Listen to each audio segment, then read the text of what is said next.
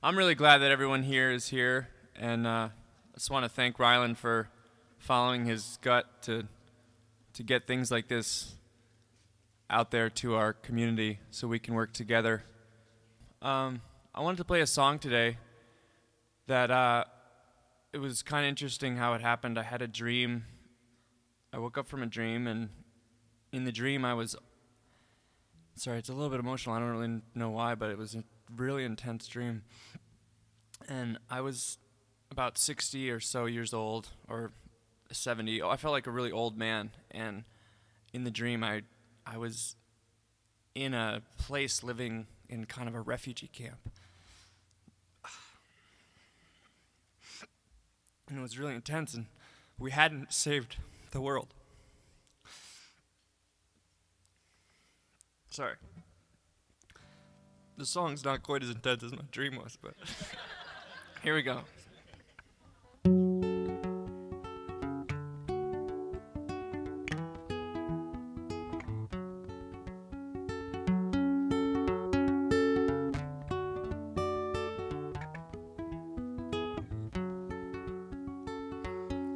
In the dark of night, when the fears take flight, I fell into a dream. I'm still haunted and cold, and it shakes my soul to say what I've seen. It was the summer 2060. I was an old man, one of 12 billion men, women, and children in a sea of sand, in a sea of growing sand.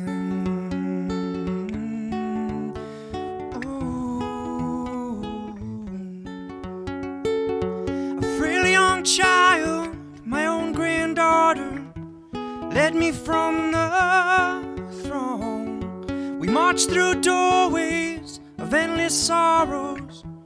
She sang this sad, sad song. It's too late to hope when the earth begins to bleed. It's too late to love when our hearts are consumed by greed. And she said, oh, how on the way to this hell did you justify that your wrongs were right and your actions might not be what brings us down? And it was in your power to shift it all.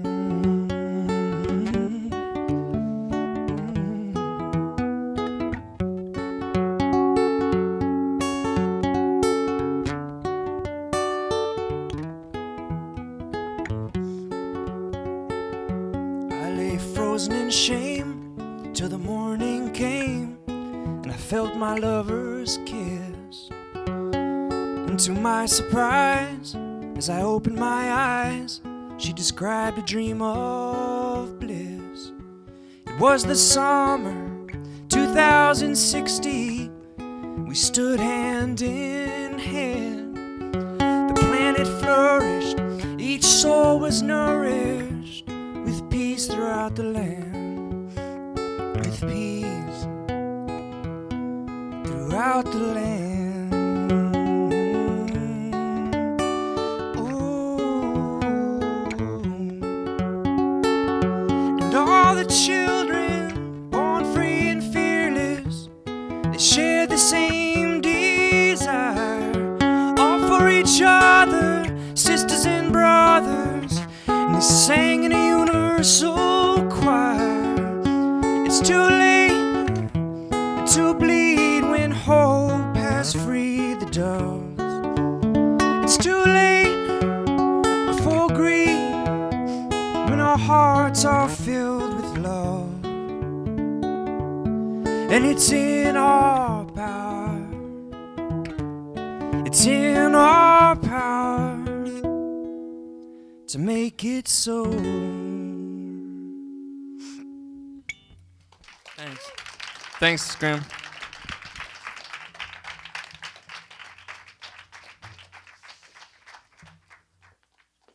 Well, that was wonderful. Thank you so much. It was absolutely beautiful. One of the things that we do in this 4-day course, and we've trained many thousands of people around the globe, probably 10,000 now, farmers in this whole, we do a course called the Certificate in Sustainable Agriculture, and we've done that on, I conducted that course on 4 continents. And one of the things we do is that we actually do a hair test and sometimes blood testing for minerals, for heavy metals. We do blood sugar, we do blood pressure, we do blood oxygen, and you get a report card. And you get told, I mean, where we're at this particular point in human evolution is a point where we have no choice but to reclaim responsibility for our own health. There's no one else going to do it for us. The governments aren't going to do it, the multinationals aren't going to do it for us. We've got the ultimate tool in the internet to be able to reclaim that responsibility, and a tremendous amount of good and bad information out there. But in the process of certainly testing many thousands of people over those last 15 years, and in line with a great deal of research that's already been done, the one thing that most people don't know and need to know is that the vast majority of us are lacking in 3 key minerals. And if we're talking about the immune system being basically the determining factor in whether or not you're going to become a grim statistic, these 3 minerals are hugely important, and most of you are deficient based upon our testing and based upon figures that already exist in terms of and research that already exists in relation to mineral deficiency. So those 3 minerals are selenium, zinc and magnesium. Now in our country, which is lower in selenium than yours, admittedly we're amongst the lowest countries in the world in terms of selenium in our soils, the CSIRO, who the government research body, recently conducted a 6-month research project. I don't know who funded it, it was obviously some kind of government funding, looking at the content of selenium in vegetables. Now in that 6 months testing 5 days a week, they couldn't find 1 part per billion, not per million, not 1 part per billion of selenium in any food tested. 0, zilch, nothing. Every person needs to supplement with selenium. Tiny amounts, 200 micrograms, as high as 600 micrograms. Selenium is one of the biggest players in halting tumour growth, huge player in cancer. You go over 1,000 micrograms, there's an issue that it can become, it's actually a little bit more than that, but that's the figure, the cut-off point. But 200 micrograms is the researched figure that everyone should be taking in relation to selenium on a daily basis. Selenium is the most important single mineral for the organ that's been overworked ridiculously, which is your liver. Now the largest selling health book in Australian history is a book written by a friend of mine, Dr. Sandra Cabot, called The Liver Detox Diet. And the reason it's become the largest selling book is because people have tried it and said, oh my God, I feel like a new person. And Sandra argues that no one ever walked into her office that didn't need to do a liver detox, because the liver is the sink of everything in this amazingly toxic little world we've created.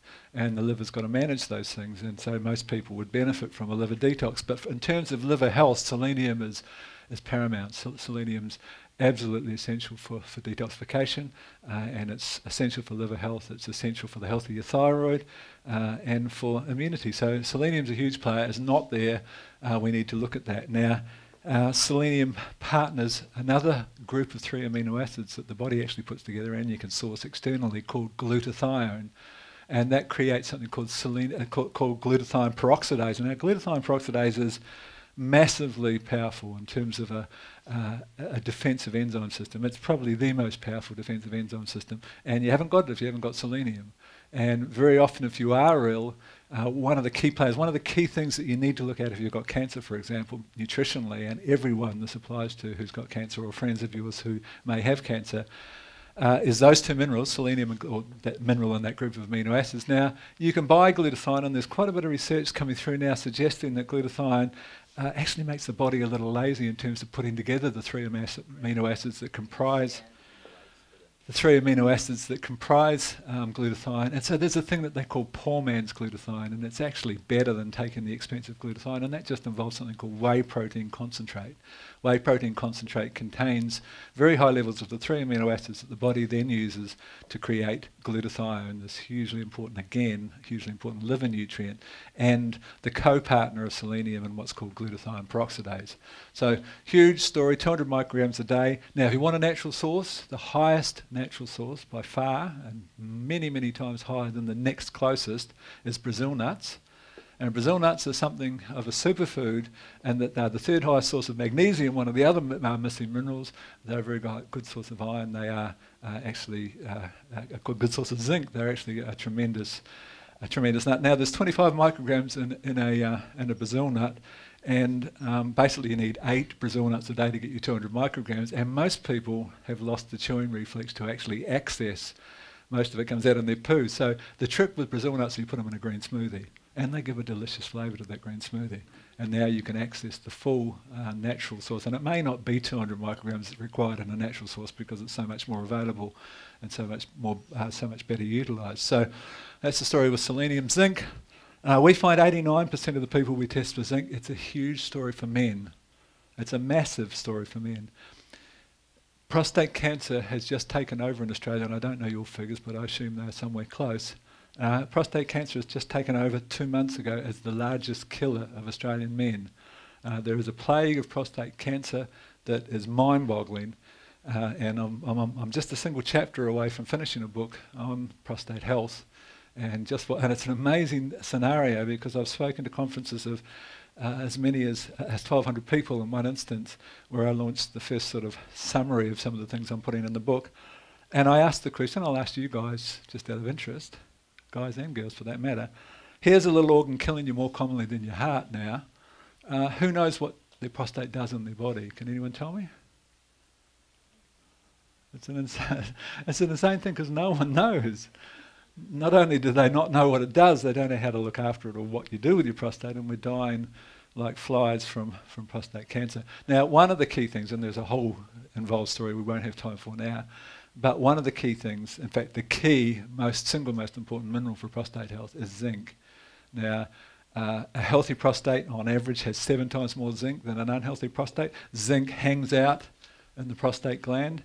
It accumulates in that gland and it accumulates in the thymus gland, and so it's really, really important for immunity because that's where killer T cells are produced, and they're zinc dependent. So again, your immunity, your determining factor in terms of your ongoing longevity in the face of a lot of disease is your immune system, and zinc is hugely important, and we're all deficient in zinc.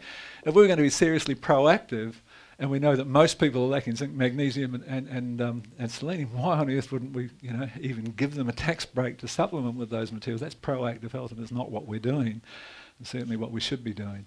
So zinc, 30 milligrams a day. There are some secrets to all of the things, and I talk for days about this stuff, but you need to know some of the secrets, and I'll tell you a few that I can share in the hour that we've got left. Zinc, the story with zinc is that part of the reason that we're so zinc deficient is because we were never designed, no organism on the planet was designed to eat the level of cereal grains that we eat. We weren't supposed to have cereal for breakfast, followed by toast, followed by pancakes for morning tea, followed by a sandwich for lunch and scones and perhaps pasta in the evening. We weren't supposed to eat wheat on wheat on wheat or whatever grain we're consuming. Now all cereal grains contain a natural acid called phytic acid. And phytic acid combines with zinc and forms a zinc phytate, which is insoluble and you can't utilise it.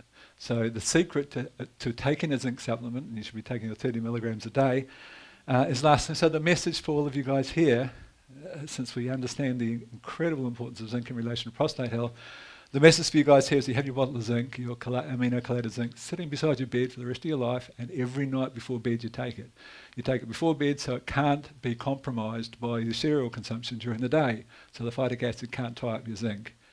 Now, why is zinc so important in the equation? Well, about 20% of prostate cancer, in my calculations, is related to a heavy metal called cadmium. Now, if you want to give a lab rat prostate cancer, it's real simple. It's just a recipe. You take 2.5 milligrams or whatever the figure is, and I can't remember, I just made that up, and you add it to 100 gram rat per 100 grams of rat, and in 2 months the rat's got a tumour on its prostate. Every time, it's a recipe. It works every time, and that's how you use rats when you're testing what can work against that tumour to give them the tumour in the first place. So cadmium, big story. Where do you get cadmium from? If you're a cigarette smoker, there's 3 micrograms of cadmium in every cigarette. Your body can handle 3 micrograms. So the 19 cigarettes you have a day after that first one, most of that turns up in your prostate. Now the deal with cadmium is that cadmium goes to the prostate above all other locations in the body. And if you've got sufficient zinc, the cadmium can't actually enter the prostate and begin the cellular changes that can go on to become prostate cancer. So Just having luxury levels or good levels of zinc can protect you. And again, the other source of cadmium, of course, is metal working, welding rods and so forth. Metal workers have got 4 times. Metal workers have the highest level, 4 times higher than the next highest in terms of prostate cancer because of the issues in relation to metalwork. But anyway, the story is if you've got cadmium that's inhabiting, taking zinc actually displaces the cadmium from your prostate, so it's really important for that one. Now, the second principal cause of prostate cancer relates to the balance between estrogen and testosterone. And unfortunately, our testosterone levels decline from about 25 onwards to the point that a 60-year-old has about 25% of the testosterone that a 25-year-old has. And that's no small thing. Testosterone's not just about sex drive. Testosterone principally is about muscle integrity. And if you're talking about the sagging muscles that kick in at about 50 no matter what you're doing, that's a testosterone deficiency. And that's what you're seeing on the outside. You've got one muscle you don't want to go saggy.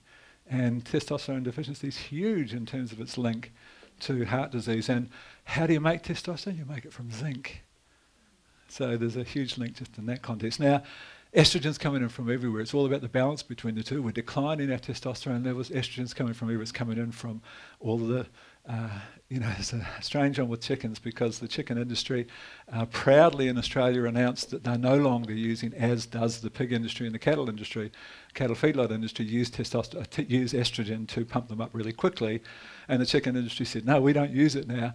No, they don't. And why they don't is because they discovered that massive doses of a specific antibiotic throw the bird into absolute overdrive, and it produces huge excess amounts of estrogen and pumps itself up in the 49 days it's required to produce a chicken these days. So you can't escape from that estrogen input. And of course, most of the farm chemicals and those residues have now been found to be, and farmers incidentally have 2.5 times the prostate cancer level of anyone else because the chemicals they're using are what are called phytoestrogens, estrogen mimics that work exactly the same way. So then we have the single worst thing from a health perspective that can happen to you. You can hear all this complicated stuff and say, oh, geez, it's too hard. Here's a real simple thing you can take home. If you're carrying, and I'm patting my extra few kilos because I've been on the road for 3 months and I'm frantically trying to get rid of this because I know what it means to get rid of it. If you're carrying that spare tyre, those love handles, basically that abdominal fat has now been linked very quantitatively and undeniably to a 500% higher chance of succumbing to the 10 diseases that kill us most commonly.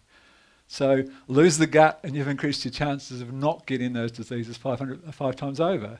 It's a big story. And how does it work in relation to this abdominal fat cells, this adipose tissue? How does it work in relation to prostate cancer? Basically what's been discovered is that the fat cells are like an organ unto themselves, except they don't do anything good. They produce a whole range of things. They produce these inflammatory compounds. They shut down leptins that tell you you've had enough food. They actually sustain themselves like an alien stuck on the front of you, keeping itself going so you can't stop it. But in this context, in relation to prostate cancer, basically, as I mentioned, your testosterone is declining and gut cells produce a particular enzyme called aromatase in huge amounts. And aromatase takes your remaining testosterone and converts it to estrogen. So as you get more and more obese, you develop breasts from the estrogen that you've now got instead of testosterone, and you become completely impotent at some point. But in the varying degrees of getting to that point, you've lost a lot of testosterone and got a lot of estrogen, and estrogen feeds prostate cancer. What's the story with zinc? Zinc is the most powerful known aromatase inhibitor. So take your zinc, last thing before bed. It's one of those many messages you're going to get in the limited time we have left. Symptoms of a zinc deficiency. This is an advanced zinc deficiency. When you've actually got, people say, oh, yeah, I'm a bit deficient. You're not a bit deficient in zinc. You don't have much of an immune system when you get to this point. Have a look at your nails. Lack of appetite, depression, very, very strongly linked to depression. We talk about mental health, the whole mental health crisis in Australia, and I guess it's everywhere. Have a look at zinc and magnesium when they're linked to depression. Magnesium has been classified. Magnesium is the largest single deficiency in the Western world, And magnesium has been classed as a principal source of depression. It's huge in relation to depression, and zinc is slightly less so. Depression, you've got no immune system, you're going to get a lot of colds and flus. Skin problems like acne, very commonly linked. Hair loss, white spot on the nails. Infertility, I mean, you know, this huge drop in male sperm counts is largely zinc related, and low testosterone, of course, which then worsens that balance between testosterone and estrogen. So symptoms of a zinc deficiency, the reasons for that, unfortunately zinc is actually better absorbed from animal sources, so you've got to supplement to some degree, or be eating food sources that are rich. So you'd use pumpkin seeds in your green smoothie, for example. You would make one of the healthiest drinks that you can possibly consume, and we're not talking juicing, we're talking about using high-powered blenders like Vitamixes to make smoothies, which are actually quite a lot better for you than juices. And we're talking about taking a watermelon, the original watermelons, not the hybridized ones, with the seeds. And the watermelon seeds are only slightly less zinc and good levels of omega-3 and good levels of magnesium. And you can't taste them when you micronise them down with that watermelon. You just whack the whole lot into the micronizer and you drink that beautiful lycopene is what you're drinking. That's very, very protective, amazingly protective for the prostate, that red pigment. And of course you're getting all of that goodness from all of those seeds, and it doesn't detract from the flavour at all. It's a great concept to get zinc naturally. The phytic acid in cereals, alcohol inhibits. Unfortunately, 80% of the tail of each sperm is made of zinc, so if you're not supplementing and you're having a lot of sex, it's an issue. I suppose you could say it's a good argument for oral sex, but I won't go there. It's a zinc supplement. Copper from plumbing can inhibit zinc. Now, this is a story you don't... sorry about my irreverent humour, but you don't... Sorry, I'll get into the light. You don't make your cup of tea from the hot water, for example, because the hot water has picked up a little bit of copper from the copper where the hot water was heated, and copper ties up zinc very, very effectively. If you sweat a lot, this is a big one, malabsorption. The symptoms of having a lack of hydrochloric acid, which applies, some people are saying, to 25 to 30% of people over 40, and a percentage of people under 40, the symptoms of a lack of hydrochloric acid are actually identical to being acidic. So all of the things that you take your antacids for, and America's the largest user of antacids in the world, and the Xantax, which has been the largest selling drug in history for 15 years prior to the advent of cholesterol-lowering drugs. So there's some issues with digestion, and many of those issues are actually related to your lack of hydrochloric acid, and there's no difference. It feels exactly the same as if you had indigestion. This is your test to find out whether you're deficient in hydrochloric acid, and it's an issue if you are. It's a huge issue because you're not breaking down proteins. You're not utilising key minerals in large amounts like calcium and magnesium and potassium from your food if you don't have hydrochloric acid at that first stage of the breakdown. So your test is this. You've got your digestive discomfort. You take 2 tablespoons of vinegar and a little bit of water and you drink it. Now, if you're genuinely acidic, you'll feel worse, and then you just take an antacid, big deal. If it relieves your symptoms, you just discovered that you're deficient in hydrochloric acid, which many people discover they are, and then addressing that, it has a huge impact on your health because you now can make proteins, which are the basis of your whole immune system, and you can utilise those key minerals far more efficiently, and you just go and buy some betaine hydrochloride from the health store, or you get into green smoothies, which have been shown to turn back on hydrochloric acid, principally. From a mineral perspective, zinc is a huge player in the formation of hydrochloric acid. So again, there's that zinc link. So it's understanding all these aspects of nutrition that are so critical. So malabsorption hydrochloric acid, you can fix it very easily. You need to identify it, so do it. Natural sources of zinc, oysters, the reason for their sexual reputation is because they're the highest known source of zinc. Unfortunately, they're increasingly the highest known source of mercury as well, so it's a bit of an issue. Beef liver, if you can find a clean beef livers, if they've been grown grass-fed and so forth and not feedlot, are mind-bogglingly nutrient-dense. The highest known source of B vitamins, the highest known source of iron, the highest known source of copper and zinc, tremendous, tremendous food if you can handle the taste of it. We talked about supplements before, but MSM, which is a natural form of sulfur, has a really, really well-researched capacity to enhance the zinc response. So a good idea to take them together. One of our supplements is called probiotic is called BioBubble, and basically one of the findings, it's not just relative to our probiotic, but to any probiotic, is basically the same concept. If you're making compost teas in your garden, you never put the compost tea out by itself. You put the microbes behind the minerals and you get this greatly enhanced response. You do the same thing when you're supplementing. You put a probiotic between whatever you're taking And the researchers there published 45% increased uptake by putting the microbes behind the minerals. Same thing in the soil as you do in your own body. Yes? So every time, if you're taking a supplement, say you're taking your zinc at night or whatever you're taking, and a lot of people take a whole group of supplements, take a probiotic at the same time, the microorganisms, of course, involved in that enhance the uptake of the minerals. The research has been shown by about 45%, so it's a tremendous strategy to combine the two. Real quick, sorry, the other test with the 2 tablespoons or something? Yeah, 2 tablespoons of vinegar and a bit of water, and you pour it back, and if you're genuinely acidic, based on acidity, you're going to feel worse, and no big deal, you just take an antacid or whatever you're going to do. If you feel better, that's the test for a lack of hydrochloric acid, and then you've got to address that. And it's really... Well, you always do, you feel one or the other. Normally, if you're... It's only if you feel indigestion in the first place. So then you're always either going to feel more indigestion if you're generally acidic, or less indigestion if you actually don't have enough acid. And you've just added some in the form of vinegar. Yes? For cereal grains, are you recommending against Against? cereal grains, recommending eating? I'm recommending that, we know the level now of gluten intolerance. Basically, the hybridisation of wheat was about producing more and more gluten because it's easy to work with in terms of baking and so forth, and anyone working with gluten-free thing will know the difference. And so we've got much higher levels of gluten than we ever had previously. And gluten is a real issue, that protein is a real issue for a lot of people, but many food sensitivity people and allergy people will tell you now that many people are actually allergic to and basically generate an inflammatory response based on wheat. We've overdone it. We weren't supposed to eat that grain on top of that grain on top of that grain to the level that we have. No one was ever supposed to eat that level of cereal grains. And so if we look at, look at things like quinoa and so forth are actually brilliant things. And if we look at, from even if it's just a gluten issue, I mean, spelt, which was a non-hybridized a grain that is wheat-like, but it's not wheat, but has, far less gluten and far more minerals and far more protein, and it's a tremendous tasting grain, those sort of things. Yeah, all grains, unfortunately. Now, the secret to avoid that and still get consumption of whole grains and the benefits, but not overdo them, involves sourdough bread. That's the whole key to sourdough bread. So the sourdough process, that 12 to 24-hour process, removes the phytic acid, and it removes the other negative associated with grains, and that's the fact that all cereal grains contain enzyme inhibitors.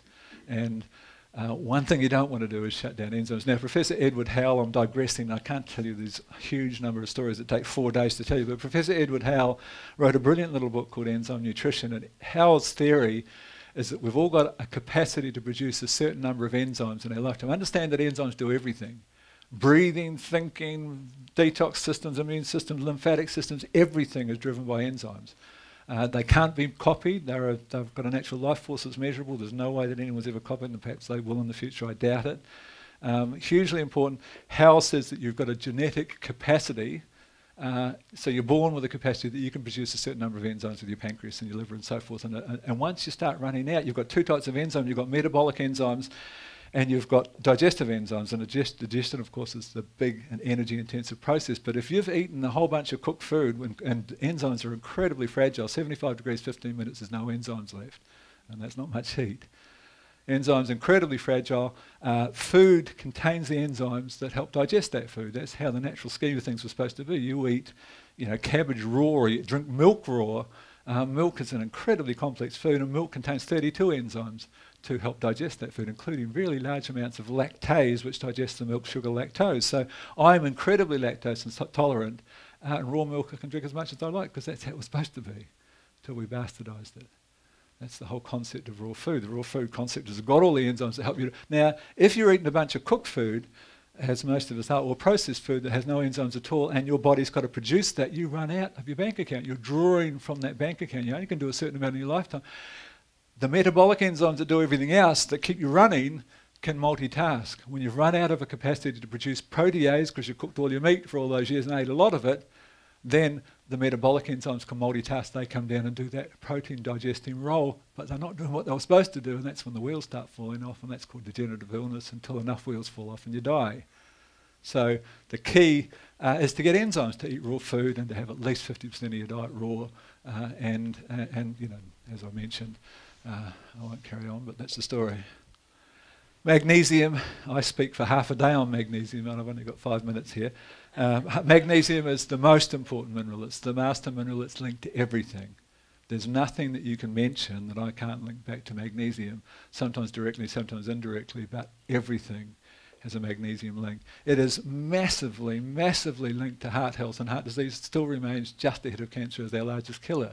And everyone's magnesium deficient. How stupid is that? Stroke, hypertension is just hugely, massively. And when we do the course, we do the high blood pressure. I say to them, you've got high blood pressure, you take medication with a whole bunch of side effects till the medication kills you. Here's the figures. Number 1, killer, heart disease. Number 2, cancer. Number 3, stroke. Number 4, prescription medicine. What sort of bankrupt bullshit is that? Number 4, largest killer on the planet. We do have to reclaim responsibility for our own health. So magnesium, there's nothing that it doesn't do. A massive, every aspect of heart disease, every aspect of metabolic disease, or syndrome X as it's often called, which is a group of 5 or 6 symptoms that include high triglycerides and high cholesterol, high HDL, LDL cholesterol, and a range of things, including high blood pressure, that makes you much, much more predisposed towards stroke and heart disease. Every aspect of metabolic disorder has got a direct magnesium link. It's an absolute, unbelievably important nutrient that you have to do something about. What are the reasons for that level of magnesium deficiency? Same deal with the phytic acid and that massive amount of cereals we eat. Phytic acid forms magnesium phytate, which is insoluble. Leaching during cooking. So I'm doing one of the courses, and these 2 farmers, farmer and his wife, come up to me and they say, look, we've lived together for 25 years eating exactly the same food, and she's got really good levels of potassium and magnesium, and I'm screamingly deficient in the 2. Can you explain that? We've never supplemented either of us. How could that have happened? And I said, well, you know, what sort of diet do you eat? And we talked, and they ate America and Australia's favourite vegetable on a regular basis, which is potatoes. And I said, how do you cook your potatoes? And we boil them like everyone does. And I said, what do you do with the water you boiled them with? And she said, oh, my wife puts it in the fridge and drinks it with juice later on. I said, well, there's your magnesium and potassium. Here's the figures on potatoes. The highest source of potassium is a potato. Everything, every last tiny fraction of potassium is gone when you've boiled them for 20 minutes. So all of the potassium is in the water. 100% of the potassium, which is the most mobile of all minerals, doesn't become part of the cell and leaches at the drop of a hat, is in the water. And 80% of the magnesium that was in that potato is in the water. She drank as magnesium as potassium, and that was the difference. You don't boil potatoes. You don't boil any food. You steam or you bake. You don't microwave. Any questions on anything as we move? Okay. The other, yes. With some of the supplements, is there a smarter route to try and get the minerals from your food, or should you just try and fill in with that? The story with supplementing in terms of deficiencies is that you have to actually get back into the game with supplements first, and then eating a good balanced diet and knowing where the food's coming from and knowing it's something that's got some nutrient density. Then the food does all the work. But you know, you can eat food forever if you're screamingly deficient in something like magnesium, which is a mineral in quite large amounts in your body. So you need to actually supplement. Now the issue with magnesium is that, which makes it sort of a difficult issue, is that at a certain point of magnesium deficiency, your gut can't absorb magnesium anymore. So taking it orally doesn't work. That's what's very exciting, this new way, which we'll talk about, of getting magnesium into your body. Now the other big way, and of course, the figures here, I'm not sure if you're familiar with the figures. We used to consume 5 kilograms of sugar in 1900 per person in your country. You used to consume 5 kilograms per person per year. Last year you consumed 75 kilograms per person per year. Sugar is the biggest killer. Sugar is the main reason that you're also overweight. Having said that, we just took over from you as the fattest people on the planet. 66% of us overweight, and you are 64%, more than 5 kilograms above your ideal body weight. But a lot of your consumption is the 610 cans of soft drink that you drink on average each year per person, and when you do the sums on that component of 11 teaspoons per can of soft drink, you discover that half of that 75 kilograms comes from the soft drink. Now the issue with soft drink, and this is really important if you've got children, What we know now about another plague disease called osteoporosis is that your likelihood of succumbing to osteoporosis is governed in the first 8 years of life. Very, very compelling research to support that whole finding. The first 8 years is a critical year. Don't know why, but it lasts for your whole life. So you've got to get calcium and magnesium, because osteoporosis isn't just about calcium. Many people are arguing that magnesium is more important in bone density than calcium ever was, but certainly the two work together. Yes? Did you say you were going to explain how to get magnesium, or you Yeah, I will shortly. Oh, you will. Yeah. So, so the story is with magnesium and potassium in children is that you want to get as much as possible into them in those early years, and when they're up to 8. Now, the worst thing, the single worst, and arguably almost the most toxic thing that you can give a child in that context is soft drinks, because all soft drinks, no exceptions, the way that you get the tingly flavour and the way that you stabilise so that bugs don't come in and eat it, that massive amount of sugar that all organisms, particularly bacteria, like, is that you pull the pH down to 2.9 to 4. Coca-Cola usually at about 3.2. And you do that with what's called food-grade phosphoric acid. Now, phosphorus is a unique mineral. Phosphorus has got 3 negative charges, and it is drawn like a nail to a magnet to positively charged minerals, particularly those with 2 positive charges. So that phosphoric acid in the soft drink grabs the magnesium to the extent in children, when they drink a full can with this little body, of sucking it from their bones, and it forms magnesium phosphate and calcium phosphate, both of which are completely insoluble, and you excrete them. The closest and fastest way, the fastest route to osteoporosis is to feed children soft drinks. So take that message to whoever, including your children and grandchildren, and hopefully make a change. I did tell my 10-year-old about uric acid. Explain what uric acid is. Okay. Yeah, the kids need to know that needs to be part of their education. And they're very open to it, because I've been doing a few talks when I get a chance in schools and things to try and get these messages across. The other big player, of course, is stress. I travel the world and I ask a question. I'll ask you guys just out of interest. You're probably more enlightened than most of the people I talk to around the place, I'm assuming. I asked the question, how many amongst you can say in all honesty that you don't feel low levels of anxiety on a regular basis that you'd rather not feel? Have we got some hands?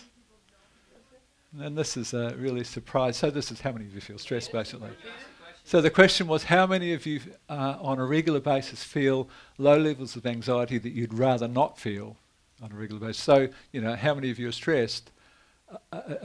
Sorry, the question is how many are not stressed? And is that how many hands we're seeing for not stressed?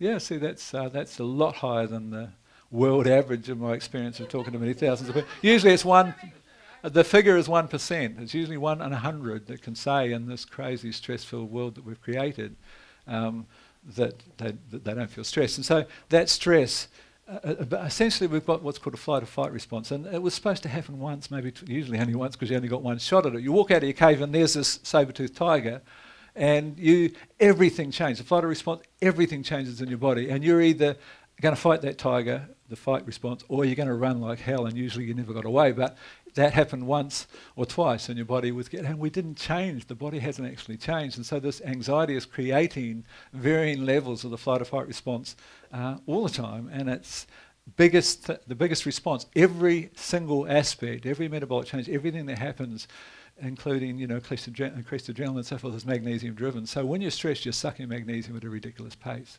and it's one of the reasons so many of us are magnesium deficient. The other big issue is, and it links back to a medical community who doesn't study nutrition, which is ludicrous, when we've just determined that it's linked to every disease, and you do half an hour in a 7-year degree, you study nutrition. And very commonly, because of this concern for osteoporosis, it's suggested that you supplement with calcium. Now, supplementing with calcium when most people are deficient of magnesium, and it's all about the importance of the cal-mag ratio, you've already got a pathetic cal-mag ratio because you don't have magnesium. Now you take calcium by itself and you're worse than that cal-mag ratio. How that impacts you, amongst many ways, and I'll summarise a couple of them. The inside of the cell is where magnesium hangs out, and the outside is where calcium hangs out. And basically, if you worsen that ratio, calcium can enter the cell. That's called calcification. That's also called atherosclerosis, and kidney stones and a whole range of other things. Hugely important that you take magnesium with calcium always. There is some really compelling research. There's a Swedish researcher who looked at 5,000 skeletons of people who died from osteoporosis. She didn't find one of them with a calcium deficiency. They were all magnesium deficient. So there's a whole new take on magnesium and its importance in bone density. Symptoms of a shortage: insomnia, everything to do with your heartbeat, whether it's angina, arrhythmia, rapid heartbeat, whatever. Poor digestion, because magnesium is also required to produce hydrochloric acid. Cramping is the big one, of course. If you're cramping, it can be other things, but most commonly it's magnesium. 26% of the magnesium in your body is what's called myosin, which are muscle cells, so you're often going to have muscle weakness and, of course, cramping in the muscles. High blood pressure, huge. The number of people who are taking a drug for high blood pressure that their blood pressure is solely based on low magnesium would absolutely shock you. It's the first thing you look at if you've got high blood pressure, and 1 in 3 of us do have. That's the average, 1 in 3. And we test thousands of people, and 1 in 3 people is the average have high blood pressure. Depression, osteoporosis, chronic fatigue, irritable bowel, the biggest killer on the planet, coronary heart disease, and 17 published papers on the link between magnesium deficiency and migraine headaches, worth doing something about. So those are the roles, and we mentioned it's everything, basically. We won't spend much more time on magnesium other than how important it is. How do you correct it? Well, at a certain point of deficiency, you can't absorb it very well from oral supplementation. You can go and have injections. You can have intramuscular, you can have intravenous magnesium. It's a prolonged process. In the case of muscular injections, you need about 10, and they're pretty painful, particularly in the bum. And there's this new concept, and of course we sell it, but I'm not sure if it's even available here. But basically, it's this finding that it's actually a form of magnesium chloride that's extracted from ancient seabed deposits in Holland, and it feels oily. It's not actually oily. You can add water to it, but it's absorbed really, really effectively through your skin. And of course, the understanding of the skin as an absorbent agent is something that is not recognised and should be. You need to understand, if you're a female using makeup or using any kind of skincare products, that it's worth paying those few extra dollars to get certified products or clean products, because check the labels, become a little bit of a label Nazi and discover the nitrates and the parabens, which are a class 3 carcinogen that are so commonly in the skincare products, and understand how much you absorb for your skin. If you doubt the capacity of your skin to absorb, here's a simple test. You take a clove of garlic, you give it a bang so there's some juice coming from it, you put it on a sticking plaster and you put it under your feet and you wait. It takes 11.5 minutes and your mouth is filled with garlic. It's gone through your entire system, through your skin, right through into your taste buds in 11.5 minutes. Everything you put on the skin, what you're putting on your face, you'd better be prepared to eat, because it's absorbed more efficiently than running through your gut and having to have it absorbed through the gut line and go in your blood. It's going from your skin directly into your blood. It is the most efficient way to get things into your system, is via your skin. And that's why this magnesium, this transdermal magnesium concept is such a good one. But remember it in the case of everything. I see people out with the glyphosate with their shorts on in the wind. I see farmers in the paddock with really horrific chemicals with no protection. And, you know, it's insane in that context. Of all of the things, and many, many things that I've looked at, and as I say, I talk for days on this subject, both on human and soil health, the green smoothie, I'm sure most of you are familiar with the concept, is probably the cheapest and simplest and most profoundly important thing that you can be doing for your health. Now, green smoothies, missing link in many diets, it's enzymes, it's in huge amounts, it's the blood cleansing capacity of and what we're talking about traditionally with the green smoothie is taking, you know, a whole range of greens, like obviously kale and silver beet and spinach, and we'll talk about other things that people don't understand that they could and can be using for green smoothies, but any greens at all, including grass, which is, there's no grass that's harmful to human beings, all grass is good. Clover, really good. But anyway, and then you put something like pineapple or banana or whatever with it if you struggle with the chlorophyll flavour, and understand that when you micronise fruit as opposed to juicing it, so you put it through a Vitamix and you add water and you have the smoothie with fruit or with a green smoothie. Basically, when you take the fruit and you juice it, and you throw away 2/3 of it. What you've got left, even though it's filled with antioxidant and it's of tremendous value, what you've actually got left spikes your blood sugar and unfortunately shortens your life just as rapidly as having a can of Coke. There's 8 teaspoons of sugar in a 250 ml glass of freshly squeezed juice, and that sugar's got no fibre to stop the spiking of blood sugar. Now here's the quick story about blood sugar and longevity. First of all, there was the rodent studies finding that if you keep calories down to 2,000 calories, you could extend the life of rodents up to 250%. And then they said, well, that's not applicable to us. And so they completed last year the very first studies in primates. Chimpanzee studies were completed halfway through last year. 2,000 calories a day produced 150% increase in the lifespan of chimpanzees. So then we look at the study, 2 studies conducted in 1 year on centenarians. And first time there'd ever been that big of in-depth studies on centenarians. And initially they couldn't find a common denominator with how did these people make it to 100 and no one else did, or very few of us make it to that long haul. They couldn't find, some of them drank alcohol, no one smoked, but some drank alcohol, some didn't, some ate saturated fat, some didn't, some slept 4 hours, some slept 8 hours. Then they discovered it. 2 independent, large-scale studies, every single 100-year-old in both 2 studies, they found the same thing: low blood insulin. Low blood insulin is the same as low calories. The low-calorie diet that extends your life, it's the same story. Insulin is not just this material that mediates blood sugar, which your pancreas produces a whole bunch of insulin when you overconsume sugars, and if you've got too much, you develop insulin resistance and so forth. But insulin is a really important nutrient. Your cells are covered in insulin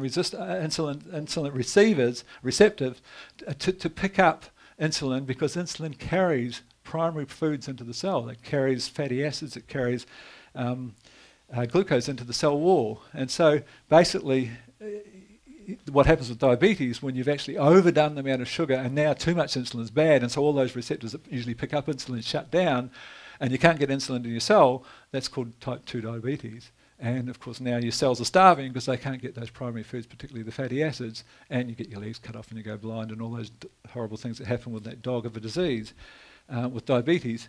But the point here is that the insulin spiking effect, which is measured in the GI reading of a food, is no different from Coca-Cola and juice. If you've got no fibre, and so you take that same juice and you throw away nothing, the whole thing has been micronized and it has this lovely flavour, you put water with it, and now you've got a smoothie instead of a pure juice. Now you've got all the fibre and now you've got no blood sugar spiking, so you've got all the antioxidants and you don't shorten your life with that extra insulin. Understand? Okay. You're talking about fruit juice, Yeah. Or carrot juice or whatever. Kale juice has sugar in it? No, carrot. Oh, carrot. Yeah. So, and the other thing about people who have gardens, they have herb gardens and no one uses they use a bit of parsley or a bit of spring onion, but they have all these herbs that no one uses. Now you can put a few of these herbs on a daily basis into that green smoothie, and for some reason when you micronise the fruit, it overwhelms every other flavour, and all you've got is a real banana flavour, even though it's bright green, or a really strong pineapple flavour, and you can put anything in there. You can put Brazil nuts, you can put pumpkin seeds for the selenium, for the zinc in the pumpkin seeds. You can put chia, the superfood of all superfoods in terms of its nutrient density. Hemp seed, this beautiful fatty acid profile, all the fatty acids we need in really good levels. Kale, now here's the surprising thing when you look at green smoothies and the components you can use for them. Who would have thought that the leaves that we throw away from carrots have got more nutrients, including carotene, than the carrot base itself, the root? The leaves are higher in everything except folic acid, one nutrient. They're higher in everything. The leaves of beetroot, I think you just call them beet, are higher than the root. The leaves of sweet potato, actually taste delicious, are higher than what's in the sweet potato. So now you take all those leaves that you otherwise would have thrown away and they become a basis for your green smoothie. Carrot leaves, radicchio, celery, beautiful celery to include in there. Herbs like holy basil, which is an amazing herb and grows so incredibly rapidly. This herb, who's heard of Herb Robert before? Okay, so Herb Robert grows, Herb Robert, the other name for it's crane's bill. Now there's a woman who's written a best-selling book called How I Can Use Herbs in My Everyday Life, a herbalist called Isabel Shepherd. She's a mate of mine, lives down the road, and this book's been a massive international success. She shook the herb world with a list of the top 20 most beneficial herbs, and number 1, she put Herb Robert. And when you research what the hell's the reason for her doing this in relation to things that are so researched like echinacea and things that you thought would have got up there in that top 5 ahead of Herb Robert, this unknown herb as we've just proven here, Herb Robert is the highest known source of germanium. And germanium is mind-boggling. Google germanium and see what it does for cancer. It is mind-bogglingly effective against that disease. Go to her website, and there's hundreds of letters of people who have addressed their cancer successfully with using this simple herb called herb robert. So grows, spits out its seed, germanium. Germanium's the mineral, but it's a form of geranium, yes. Spits out its seed called crane's pill, got a little hook, and it spits its seed, and you get them everywhere. Tremendous herb to get in your gut and put in your green smoothies each day. All of the other herbs. Other additives, you can put your probiotics. I put some biobubble on mine each morning, so I've got the bugs in there behind the minerals. Whey protein if you want your glutathione, vitamin C supplements, coral calcium, and so forth. And then you can start looking at the weeds, and you start seeing weeds in a whole different value if you understand some of the amazing nutrients. And of course, dandelion has this phenomenal history of in fact, the taxonomic name for dandelion means a cure for everything. Dandelion leaf and root is mind-boggling, but it's bitter, and you're not normally going to do it. You put 1 leaf, 2 leaves into a smoothie, you don't taste it. And so you get to use your dandelions and have this massive liver cleansing effect and blood cleansing effect that they can offer, and for digestion. Chickweed, we saw some this morning. That's the weed that was grown in your garden at Ryland's place. And chickweed is a really high source of selenium and silica, very high GLA, which is quite hard to source. It's an essential fatty acid that there's not many sources of it, and a very good source of vitamin C. Purslane, now I went to huge lengths getting rid of this plant from my garden before I knew this stuff, pulled out every last piece on my acreage, and now I'm frantically trying to find it to plant back in there. It tastes delicious. This was Gandhi's favourite food. You can buy it in cans, you can stir fry it, you put it in your green smoothies. Phenomenal levels of vitamin A. The most alkalising known plant, and most people need to alkalise. Most people, I mean, the cancer studies here 2.5 years ago, 18,200 people checking the saliva and urine pH, everyone was acidic. There's a massive link between disease and acidity. Here's the most alkalising plant known, and it's a weed grown in your garden, so look out for purslane. Plantain, now a lot of the wiser pasture guys have recognised the value of having this deep-rooted anti-parasitic plant in the pasture. Amazing nutrition, higher than lucerne, which is of course considered to be a fairly high nutrient plant. Wandering dew, I don't know if you've got that there. Dock leaves, cobbler's pegs, all weeds with really, really good benefits, and you can put them into your green smoothies. Here's some simple strategies that can make a major difference in terms of your health and longevity. First of them, I call it defensive eating. Basically, what we need to have asked at some point is how do plants, every organism on the planet suffers from UV radiation. It's an oxygen-free radical that causes damage. And how do plants stand there from 5 in the morning until 6 o'clock at night and not suffer it? And the way they do this is they produce pigments. The colours are the amazing antioxidants to protect them from UV rays. And interestingly, and of course it wasn't an accident, they are the primary sources of antioxidants for human beings, and they do the same sort of things for us. In the case of the plant, they design it. And so the more intense the colour, the stronger the antioxidant effect, and every colour has a different antioxidant effect. There's not just one antioxidant. Some of them are water soluble, some are fat soluble. They all do different things in the human body. So the big message from a defensive eating perspective is that you make every plate a rainbow. Every plate wants to have every colour, the purples, the greens, the oranges, and as intense as you can get. The more intense, the more vitamins, the more defensive capacity that food, the more protective capacity that food has for you. So antioxidant strategy, huge. Defensive eating, reds, blues, yellows, oranges, purples, every plate's a rainbow. Other free radical strategies, detox your home. I mean, the toxicologist, and I had a great meeting with a friend recently, a guy who's written a book from England, and he was saying that the research is actually there now suggesting you can stand in the main street of a major city at 5 o'clock at rush hour, and your home is between 100 and 110 times more toxic than that. Most of us are getting most of our bad gear from the house, and it relates to our choice of building materials. All of the plywoods and the chipboards particularly outgas constantly with the glues that we use to make them, and we're breathing that in on a constant basis. The plastics outgas phthalates, which are a class 3 carcinogen and a major endocrine disruptor, and your house is filled with plastics, including the paint on the walls. So one of the principal strategies is to get in there and do something in relation to, if you can afford it.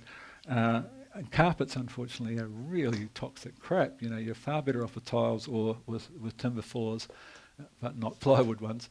And of course the household pesticides and chemicals. It's a ludicrous scenario. I'm in buying a bed for my son, and there's two beds there, and they're identical. And I said, one's $6.99, one's $9.99. He said, this is the one to go for. This one's been treated so that for 2 years he'll never get bed bugs. And I said, for God's sake, I mean, I've never seen or heard of a bed. I'm sure they exist, but you want my son to lay there and breathe this chemical that you soak the mattress in, that'll last for 2 yeyears, and suck that in every night. She said, oh, they wouldn't do that. I said, that's what they have done. That's what a chemically treated bed is.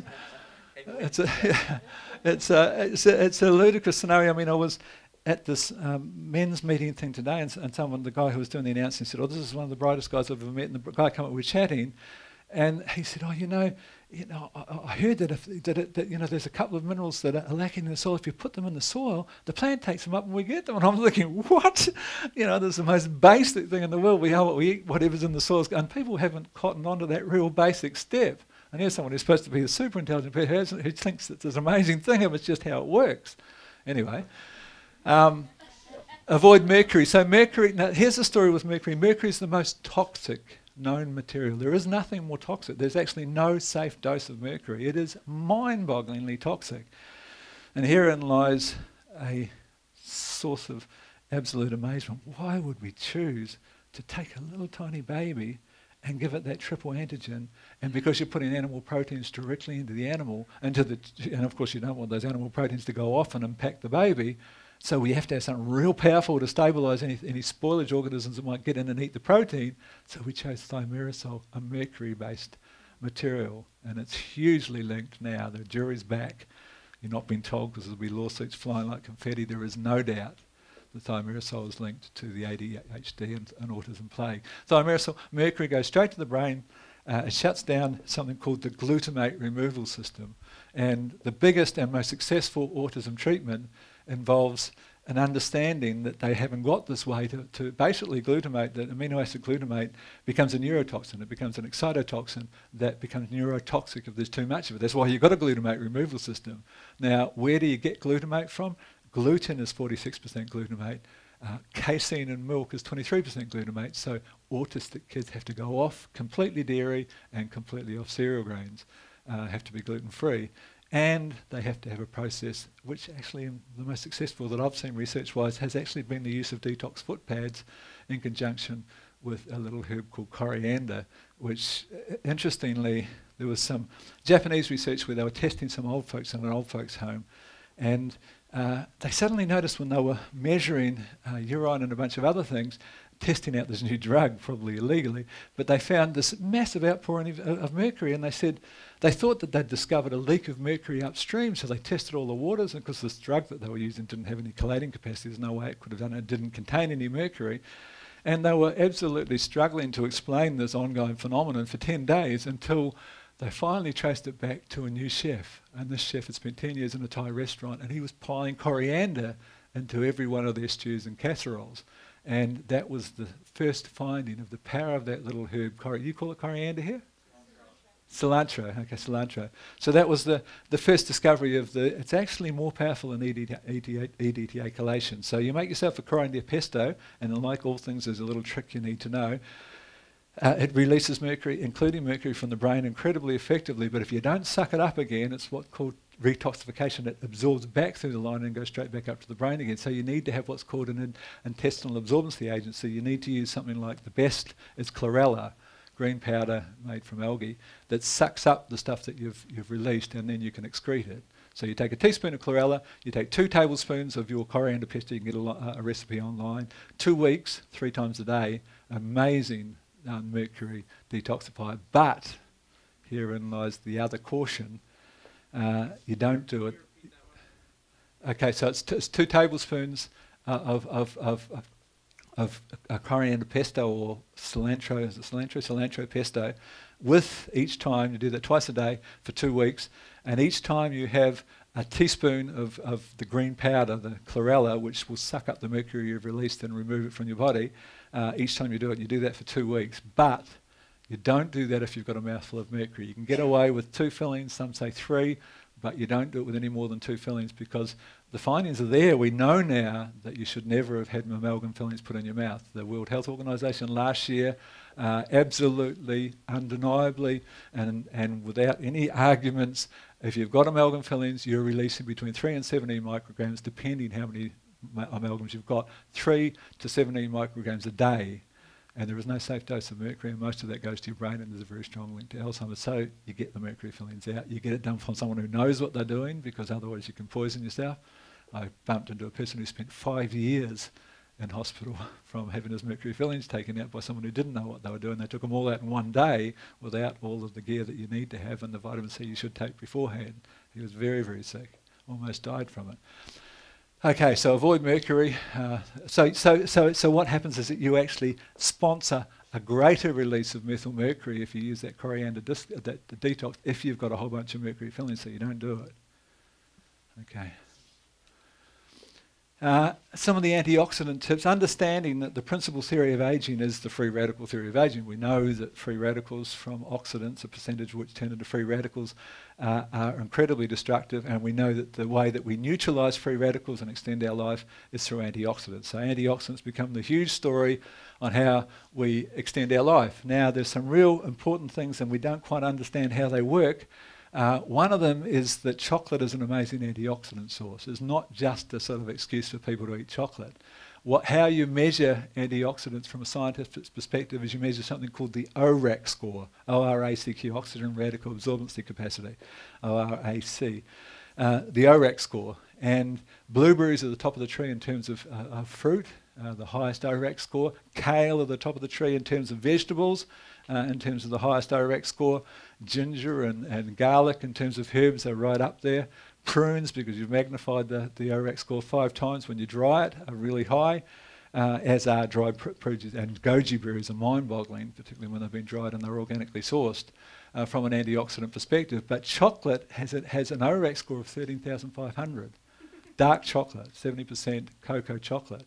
Now, this is the thing, you know, for some reason the chocolate manufacturers haven't cottoned on to it in large. About 90% of them, if you check the label, and again you have to become a label Nazi, if it contains a thimbleful of milk, there's 0 ORAC score. I know because I tested it. I sent it off to the lab and tested it. If there's a thimbleful of milk in there, there's nothing. For some reason, which no one's been able to explain at this point, milk shuts down, and it does the same thing in black tea. Black tea is only 20% less than antioxidants in green tea. The black tea is a real good thing. The moment you put the milk in, 0. Nothing at all. No, milk chocolate's just a lolly. It's just a bit of sugar to shorten your life. Yeah. So as you like chocolate, that's the story. Dark chocolate, 70% cocoa, no milk solids. It'll say on the back, must have no milk solids, otherwise there's no medicine at all. No, well, the same deal. If it was raw and you put milk with it, there's nothing. The milk shuts down the antioxidants. Particular phenolic compounds that are found in chocolate are shut down by milk, as they are in tea. They're similar compounds. I don't know. Good question. I don't know that. Interesting. Let's check that. Goji berries we mentioned, really, really high. Red wine, it's become this ludicrous scenario with red wine because the reality is that, yeah, it does have these really high contents of this really amazing nutrient called resveratrol, which is in the outer skins. But as soon as you drink more than 1 glass, the alcohol neutralises resveratrol anyway. So it's only 1 glass. And if you're serious about resveratrol, drink grape juice. Red grape juice, and now you've got no alcohol. You can drink all you like, and you've got massive amounts of resveratrol. It's just the doctors say, yeah, and they just want to drink red wine. Rooibos, who's heard of rooibos? Oh, yeah, well done. I've never seen that many hands go. This is an educated bunch. Rooibos was higher in antioxidants than green tea, just has no caffeine because the caffeine actually neutralises some of the antioxidants in green tea. So beyond about 1.5 cups of green tea, you're starting to cut back any of the benefits from the caffeine effect. Rooibos doesn't have those. Now, the rooibos industry is in one area called Clanwilliam in South Africa. I was there 2 years ago and spent a whole week with them and trained them. They basically had no idea how to grow. They take this bush from the wild and grow them together, and in 2 years they're completely covered in fungal disease and they plough them out. I taught them to do leaf and soil tests and to change, and they were producing higher antioxidants with no nutrition. Now they're mind-boggling because we changed the whole production of rooibos single-handedly in this instance. I really did do that. So yeah, so you can drink rooibos and know you're getting an amazing antioxidant now because it's got all the nutrition and the biology. They're all making compost tea. They're all putting all the calcium and the things that were so desperately missing in that crop. So yeah, really good, really cheap. You can buy organic rooibos in Australia for $3.99 for 60 tea bags. It's insanely cheap. The big one is to make an iced tea. You take lemon juice, and lemons are probably the best single food for you from a health perspective. They're alkalizing, amazingly alkalizing, and there's a whole bunch of other things that lemons have only got in terms of some things that are quite esoteric and not proven. But lemons are, that's what the lemon detox diet's about. Lemons are an amazing thing. So you take a bunch of lemons, you take maybe 6 tea bags, and it costs you $1 or 50 cents or whatever for 6 tea bags. Put the lemon juice, put some stevia or something, you want some sweetness in there, make your big jug of iced tea. You can drink antioxidants in the summer, whole 2 litres in a day, amazing, costs you $1. So a really good, cost-effective way of getting antioxidants. Chia, unbelievable, higher ORAC score than blueberries. If you soak the seed overnight and you drink it as a gel, it doubles the ORAC score. So that's one simple thing with chia. Broccoli, of course, huge raps for its sulforaphane content and its nutrition content, but kale walks all over it. There's the figures: 6 times more vitamin A, 7 times more vitamin K. Not saying that broccoli is not good, but 11 times more lutein, which is an amazingly powerful eye protectant, which is one of the things that happens as we age. We need more eye protection, more beta carotene and so forth. Amazing vegetable. Lycopene, found in tomatoes. The interesting thing was that the research suggested that it was actually better to cook than because it actually broke the cell wall, but it's now found that you use it in a Vitamix and you leave it for longer than 20 seconds, it's actually twice as good as cooking. So that's the way to get tomatoes. Put it in there, use it 20 seconds, break all those cell walls and get that pure lycopene. Tomato paste. The good thing about the one thing you might want to think about if you do that as a lycopene source, because tomatoes are the highest source of that very protective compound lycopene, is that you want to put a little coconut oil or a little bit of flaxseed oil or whatever in there, because it's a fat soluble nutrient, and you put the fat behind it, you're going to have far better uptake. Okay, we'll talk for a little minute. We're talking about now techniques with which we can extend our life, and this is a pretty neat one. This involves something called human growth hormone, and if we look at what the benefits are now, human growth hormone is a hormone that we naturally produce, and once again it's very similar. It mirrors testosterone in terms of its decline. A 60-year-old has about 25% of a 20-year-old, so there's quite a decline that happens over age, and we'll talk about why that happens. What does it do? It increases muscle mass, it increases your capacity to synthesize protein, breaks down fats, which is pretty big for your triglyceride readings and so forth. Really important for the health of your pancreas, the health of your immune system, and amazing from a weight management perspective because it targets fat cells like a heat-seeking missile. Now, the symptoms of human growth hormone deficiency are pretty much what they now call male menopause or even female menopause. Reduced lean body mass, reduced skeletal muscle strength, increased abdominal fat, the deadly one, increased LDL cholesterol, what they call the bad cholesterol. It's not really, but we'll talk about what it is later.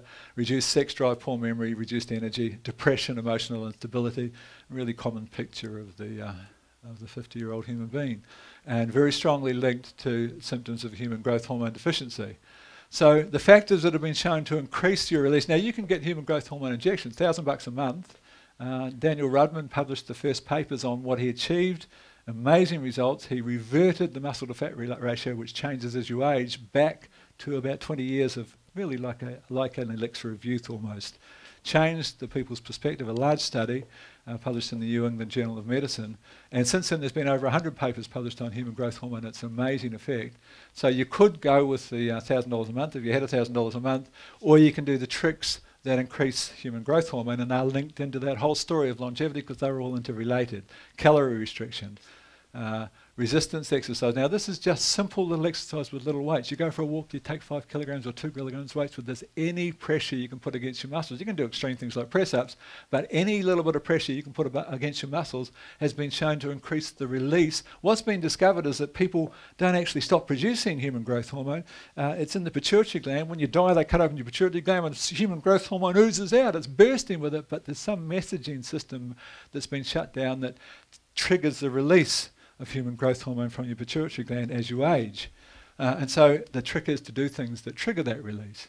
And for some reason, this resistance exercise, this really basic thing, has been shown to increase by up to 400% the amount you can release. So calorie restriction, 2,000 calories a day, resistance exercise, getting that balance between testosterone and estrogen. Glutamine, now this is a real, this is interesting. This is an amino acid, glutamine, that is the body's most abundant amino acid, but it's called a conditional amino acid. That means under certain conditions, your body's not going to produce it. And guess what that condition is? Stress. The dreaded stress. It kills in so many different fashions. And so if you're stressed, as everyone except the 5 people who put their hand up qualify for, you're lacking glutamine, the most important and incredibly important amino acid in the human body. But the other thing with glutamine is that it's amazingly powerful and inducing. It's an expensive supplement. Amazingly, and really quite a number of studies now in releasing human growth hormone. So 2 grams, which is half a teaspoon of the powder you buy in the health food shop, twice a day, 200 to 400% increase in. Do you get the picture here? You do your resistance, you do your glutamine, and here's the new one. So the new, relatively new one, is called peak 8 training. Now here's the story on this new form of exercise that was developed by Olympic sports scientists, and which has become something of a phenomenon in the last 2 years. Basically, while these two have been shown to be so effective, there is actually one study that showed a 560% increase doing this very simple concept. Now, what the discovery is here is that we actually thought there was just one muscle that comprised the heart, and now we discovered that the heart comprises of 3 different types of muscle fibre. There's slow twitch muscle fibre, which involves red muscle cells, and the blood delivers oxygen. Basically, that's what aerobic exercises works out. So it turns out that that's only half of your heart. So the aerobic stuff you thought was giving you the heart health, it's half of the heart. The other half involves something called fast twitch or super fast twitch fibre, and the only way that you can exercise is something called anaerobic exercise. And anaerobic exercise involves incredible short bursts, a recovery period followed by a short burst of running, cycling on your exercise cycle, swimming like a lunatic till you can't breathe anymore for 30 seconds. And we'll talk about how that works. Strategy on a treadmill, an exercise bike, whatever, involves 8 bursts. That's why it's called peak 8 over 20-minute sessions. You might do a little bit of a warm-up thing first, exercise until you can't breathe. You're really going as hard as you can go for 30 seconds, and then you allow 90 seconds for recovery. Now, if you do it the once, and at 90 seconds your breathing hadn't come back to somewhere where it should be, don't do any more or you're going to kill yourself because you're not ready, you're not fit enough yet. Your breathing should be back at 90 seconds to somewhere around your normal breathing. And then you do another 90 seconds and you do that 7 more times. You do it 8 times in total. 8 bursts of 30 seconds, 8 in the whole process, 2 minutes walking first and 2 minutes when you finish. It's just a gradual pace, and then those periods of 30 seconds, 90 seconds, 30 seconds, 90 seconds. That's a 20-minute exercise. You can only do it 3 times a week. Is it 3 times or twice a week? 3 times. 3 20 minutes. You can't do it more than that. It's actually destructive. So that's a pretty good. That's an hour a week, and that's a 560%. It's so effective that human growth hormone, because it's such, they're calling it the fitness hormone, saying it should be called the fitness hormone. It's linked to so many things, including your sense of well-being and your whole vitality. But obviously it improves performance if you're an Olympic athlete.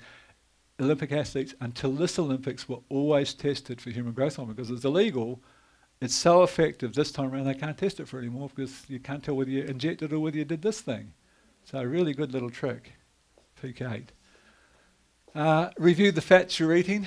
You see all the people that are low fat, no fat, 98% fat free. Your brain is 60% fat dry weight. You've got to have fats.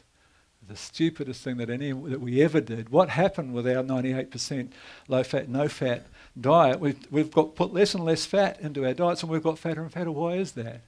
Because we didn't anticipate what would happen when we shut down the fats, which we're supposed to have.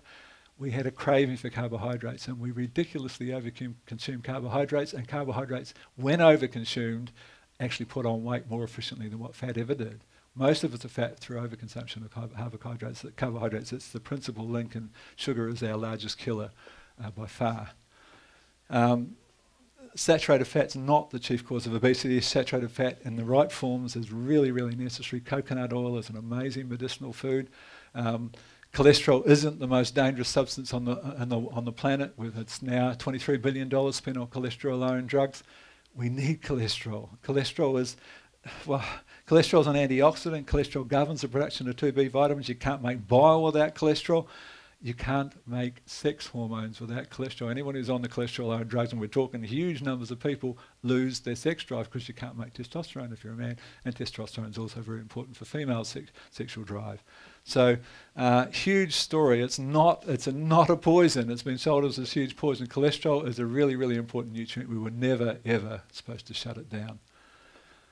Fat strategies, throw out your margarine. Now look, the question that I ask is simply this: does nature approve? Here's how you test whether nature approves of margarine. You take a scoop of margarine, you take a scoop of butter, you put them on a saucer and you put them outside on your watch. What do you reckon, nature? Within minutes, something comes to the butter. There'll be birds, there'll be dogs, there'll be cats, there'll be flies, there'll be microorganisms. If you had a microscope, a day later, the butter's usually gone in 10 minutes, sometimes 5 minutes. A day later, the margarine's there. A week later, it's there. A month later, a year later. Nothing on the planet will eat margarine except the idiots that made it. It is unbelievable crap. One of the worst, most toxic substances we ever put into our body is margarine. Trans fats, heated to ridiculous points, dyed, bleached to get rid of the stink. It is repulsive, repulsive stuff. We shouldn't be eating it. Don't buy into that it's olive oil and you're going to get, to process margarine to create a fat that's solid at room temperature, you have to produce a trans fat. It is garbage food, absolute garbage food. Raw milk absolutely beats the bastardised industrial version, hands down. A really, really good food. Increase your omega-3 with fatty fish, with krill oil, with flaxseed oil, and with chia, which is of course the highest known plant source of omega-3s amongst many other things. Coconut oil, if you can source this, we sell it in Australia, but if you can source this here, this is unbelievable stuff. Who's heard of red palm oil? Red palm oil is amazing. It's made from the kernel before it's made from the fruit before it becomes a kernel. The red colour is the highest known source of about 23 different carotenes, including lycopene. But more importantly, or as importantly, the finding with vitamin E, and what you need to know about vitamin E, I do a presentation amongst many, many presentations on managing brain health because of all the issues with brain health and depression and so forth. Now, the interesting thing in relation to that is that brain specialists, to a man almost, are the most sceptical bunch about nutrition that you've ever... They think that nutrition for the brain is absolute bullshit. I don't know where it came in along the scheme of things, but it's really, really ingrained in that industry that they don't believe that nutrition's got anything to do with brain health, which is insanity. Having said that, there is not a brain specialist on the planet that doesn't take vitamin E every day. It's a fat-soluble vitamin, the most important single vitamin for brain health, and we need to look after our brain. Every other cell in the body replaces itself on a regular basis. You die with the cells you're born with, except for a tiny, tiny production of cells that's been discovered recently.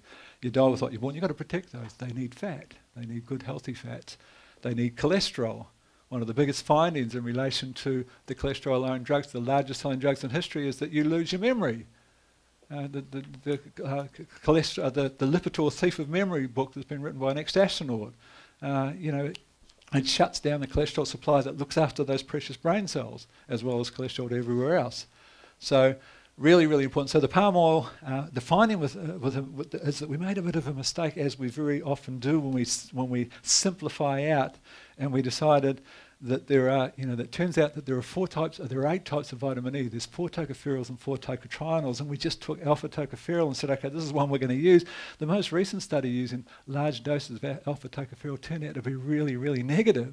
It actually increased your risk of heart disease in that study, because we weren't supposed to take one. There's 8 that bounce off each other and they work together. Here's the highest known source of all 8 forms. In fact, it's by far the highest source of tocotrienols known. So this is a food so high in antioxidants with that massive amount of 8 forms of vitamin E and the carotenes at that level that you can't actually oxidise. You can deep fry every night, you can't oxidise it. There's no oil that does that. And the saturated fat is a medium chain saturated fat that boosts your metabolism to the extent that you lose weight instead of putting it on with the saturated fat. So it's a really, really neat cooking oil, the best of all cooking oils. Any questions? Was there a question about that? Yes.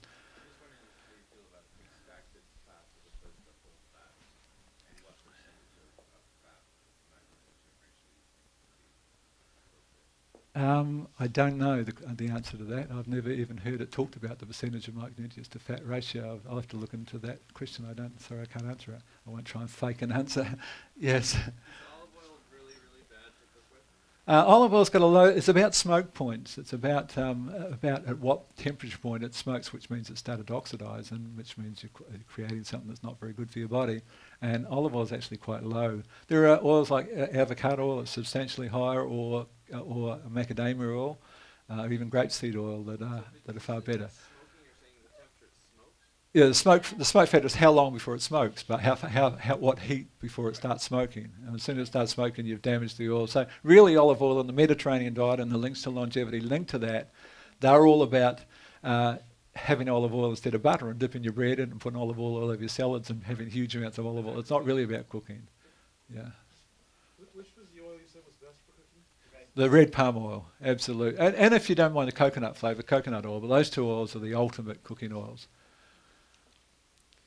Chia, we talked, you know about chia. We're going to finish off, I think we're getting close to the finishing. This is just a really simple series of exercises that's become something of a phenomenon in recent years called the 5 Tibetan rites. Now, the theory behind the 5 Tibetan rites, which first came out in a little book called The Secrets of Longevity, where a guy who'd had a lot of links with Tibetan lamas and so forth, this is their secret to scuttling around the mountains at 98 and so forth, they believe, is a series of very simple 10-minute series of exercises you can do on a daily basis. And their theory is that we have what the chakras, the 7 chakras that, in their opinion, spin, and they should spin in sync with each other. And chakra balance is about getting them all spinning in sync and accessing an external energy source, which, of course, although it has no bearing on Western medicine, we pay in our country for Medicare for people to do acupuncture, and there's no way we can explain how the hell acupuncture works, and it's based on the same kind of energy principle.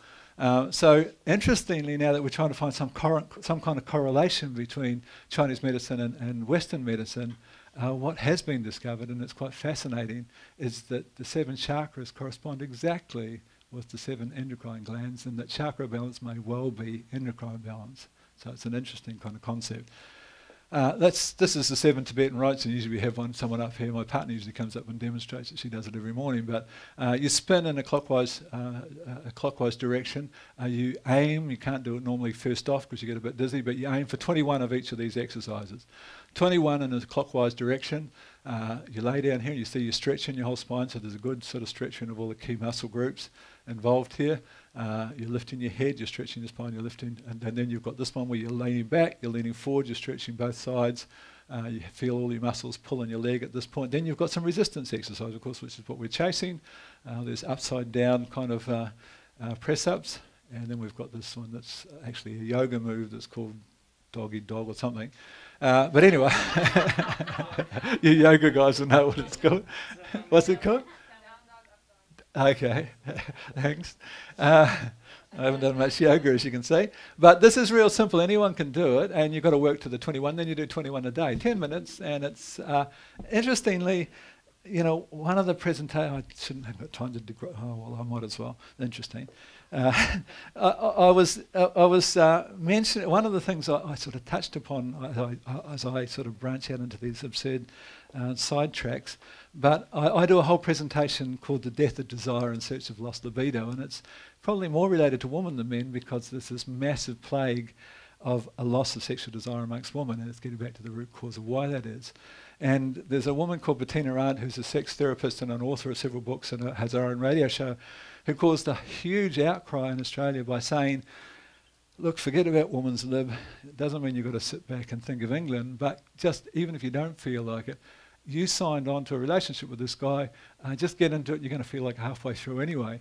But she basically talks to couples who are having problems, and she says basically in 20 years she's had 10 years of sitting just with men and 10 years of sitting just with women, and the overriding comment, the one word that describes almost all of those men, and it numbers thousands over 10 years, is disappointment. Here they are, they've fallen in love with this person, they've signed on to a lifetime of monogamy with one person, and they get sex on their birthday. And she's saying that's not fair, and I agree. And I don't think that it should become some kind of return to obligatory sex, but you're supposed to have pleasure and your partner's pleasure. And even if you don't feel like it, you should have a responsibility to find out why you don't feel like it. Because it's not natural not to feel like sex. Sex is your sexual desires are a really, really strong indicator of your overall health capacity. you've got an endocrine balance, you've got an underactive thyroid, you've got a lack of testosterone in females. There's a whole range of things, but you need to find that out, and you've got the responsibility to do that. I guess only the guys agree with that, but that's my feeling on that one. Okay, just touching on a couple of other things when we finish up. One of the things that I found really effective, I've got this huge 9-bedroom house that's got 126 cupboards and drawers, and every one of them's overflowing. And my partner said, look, I had 3 weeks off. I've never had 3 weeks off last year. She said, we're going to clean this house. Boy, was that hard. I had to make decisions. You know, my ex-wife had kept every single school book from all those years of the school kids, for example. And I was agonising, shall I throw it away? I rang the kids, look, I've got all the stuff, every book you ever had. Do you want it? No, they didn't want it. It was just cluttering over everything. But the feeling of, I took one of those big reverse projector and a Sony surround sound stereo that went with it. It cost me 10 grand. And I took it down to St Vincent de Paul's and they said, no, we don't want that. It was perfect condition. I took it down to the dump where they got a shop. They said, no, chuck it over the edge. No one wants that stuff. That's the kind of consumer world that we've created. I thought someone, homeless person, would like to see a big TV with a surround sound. I suppose they can't plug it in, so basically the concept of feng shui, for example, involves this concept of home healing, and it involves this concept of qi involving negative energy, yin energy and positive energy, and the concept of healing your personal space and so forth. So when you remove the clutter, basically nature abhors a vacuum, and there's now some room for positive replacement. So the one that probably has most impact, considering the fact, here's the figures, first marriage breakdowns is 40%. Okay, you learnt your lesson. Second marriage breakdowns is 60%. Surely it's third time lucky. Third marriage, the figures is 80%. When there's something wrong with what we're learning from failed relationships. And anyway, this is one perhaps a little tiny thing you can contribute. You know, the marriages often fall down in the bedroom. And this is a few feng shui concepts relative to bedroom health. So, first of them, keep your dirty laundry in a laundry basket. The concept is that sweat involves detox with associated negativity. The second, avoid positioning your bed. And this one, I've had so much feedback from an article I wrote amongst many articles on my website from people who say, oh my God, it changed my life. I took my bed out and who would believe it? But the death position is when the foot of your bed's directly facing the doorway, and the concept is that while you're sleeping, positive energy is lost via the doorway, which may or may not be relevant, but why not give it a try? Make your bedroom a haven for lovemaking. Take out the phones and the computers and the fridges and the TVs and so forth. Be careful about mirror placement. The theory from a feng shui perspective is that you should not be able to see your head and shoulders from your bed. So you make sure that there's no visible, you might want the mirrors for sex, but it's not the good idea from a feng shui perspective. So mirrors magnify negative energy released during sleep. Let the sunshine in, the fresh air and sunshine. Take care of the corners, the dirt, the dust in the corners is a repository of negative energies within this scheme, and declutter your bed. Remove the junk from over, under and beside the bed. Now, last couple of slides. Been a long 2 hours, and thank you for hanging in there. The fascinating science, I had a professor in psychoneuroimmunology, which is really the study of mind-body medicine. And he was pointing out that we actually know a whole bunch of things we didn't know before in relation to studies into your emotions and your health. And what's been discovered, for example, is that guilt is the single most destructive of all human emotions. So, I mean, the Catholics got it right. You do your 3 Hail Marys and you cleared yourself. And they maybe didn't know that, but that was how and why it was about. And the very close second and very closely linked to cancer is bitterness. Very, very strong link. So, you know, if you're going to do, say you get cancer, and you've got to make the decision on what route you're going to go. One thing that you should perhaps keep in your mind was a survey that was leaked from an online survey conducted amongst the 212 leading New York oncologists 3.5 years ago. And someone took offence to the results of this in-house survey that they were just conducting as an industry survey between themselves, and actually leaked it on the line. And the question that was asked these 212 oncologists was, would you, if you were diagnosed with a life-threatening form of cancer, accept the 2 predominant treatments for cancer, which is chemotherapy and radiation? Guess how many oncologists, the world's leading and most highly paid oncologists, guess how many of them said they would take their own medicine? 12. 12 out of 212, and of course that was an outcry at the time. But the issue with the so-called war that we've pretty much lost against cancer with that technology is that, you know, you're knocking around your immune system. Your long-term survival is based on immune competency, and you're taking out your immune cells in the process of chemotherapy and radiation, and that's why they didn't decide to go down that route. Anyway, that's just digressing. Basically, these kind of emotions and many others generate stress, and as I mentioned, most places in the world, I only get 1 hand in 100 come up who don't feel stress, and stress works on so many multiple levels. It's certainly amongst the greatest of all killers. And so we're going to talk about, in a nice feel-good segment for the next 2 or 3 slides, 12 tips that we can use to stamp out the stresses. Number 1 of those tips, abandon expectations. If there's an expectation behind a thought or a belief, you become absurdly vulnerable. Your happiness is no longer in your control. Your happiness is dependent on whether someone else did what you expected them to do, and most of the times the people didn't even know that you expected them to do that. It's a ludicrous situation when you look at the failure of marriages and you see how often people married someone who they thought could make them happy. No one can make you happy except you. And your marriage is going to fail and fail and fail again if you think that's how the deal works, because it's not how it works. So taking the words should and shouldn't out of your vocabulary, he shouldn't have done that, he should or she should do this, is the key. And you've got to be conscious of when you're using those words, and it's not easy, but you need to do that work to abandon those expectations, and life changes. Be grateful, of course, we're talking to the converted. We receive what we dwell upon. Gratitude and abundance are intertwined. There are very, very few. In fact, I can't think of ever meeting a truly happy, ungrateful person. If life is about peace and happiness, there is nothing more important than gratitude. And what a great name for a restaurant. I want a license. I want to be your first time you decide to take on someone to run it in Australia, give me a call. It's a great concept, a great concept. Practice forgiveness. Don't pollute each new day with yesterday. Forgiveness, and this is the thing that people don't understand in the relationship deal, forgiveness is nothing to do with the person you're forgiving. Oh, they should feel grateful because you forgive. It's nothing to do. Forgiveness is for you. Not forgiving is about bitterness, and bitterness is the second most destructive of all human emotions. You have to learn to forgive for your own sake and for your own health, for your own chance to achieve the 2 most important things that anyone wants to achieve in this lifetime, which is peace and happiness. You have to learn to forgive. Understand abundance.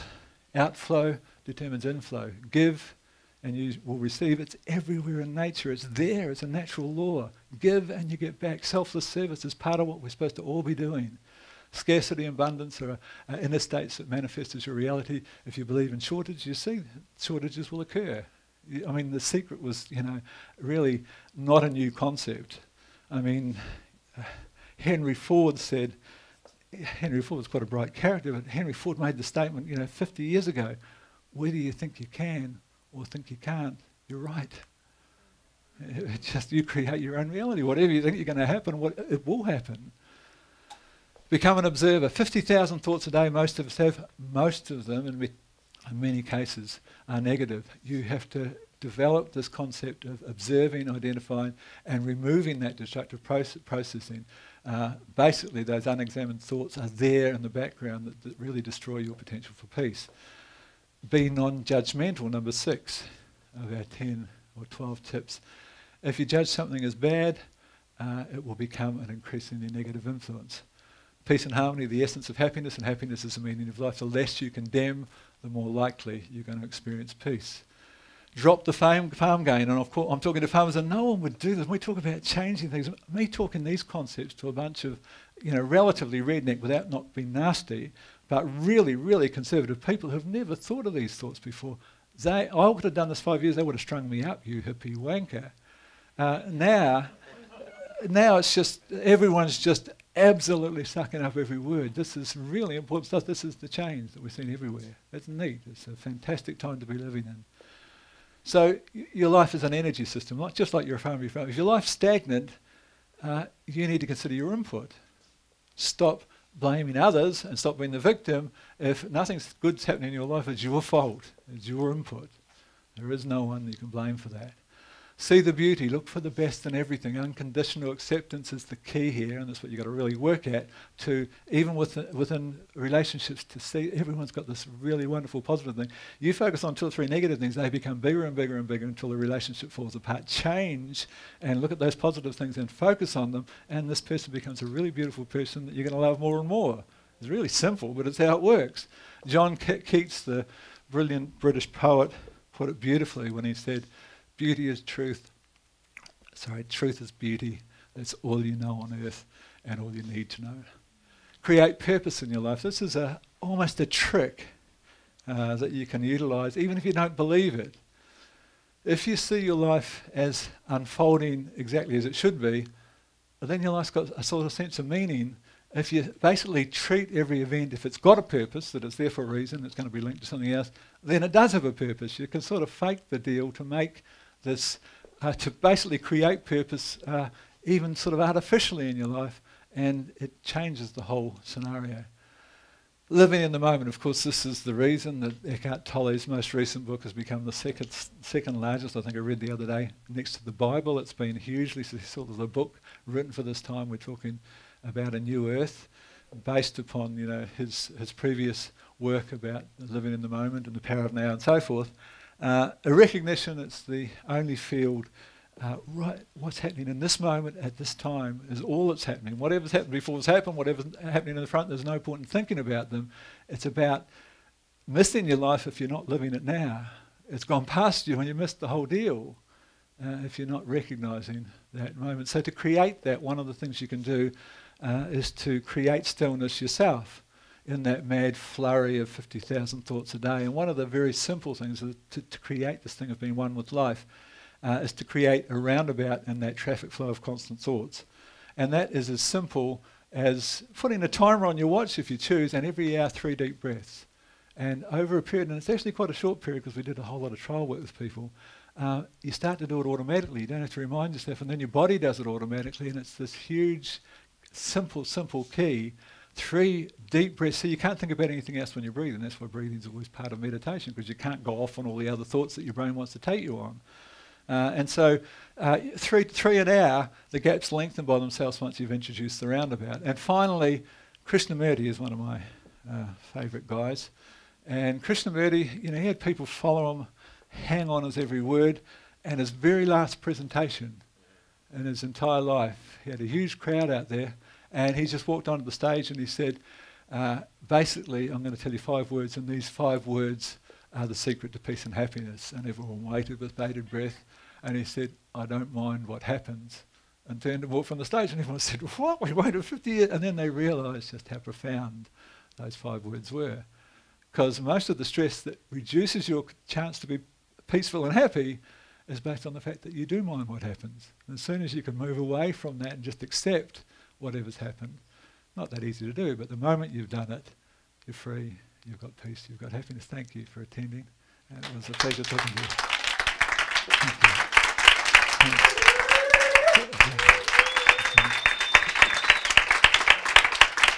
Thanks so much.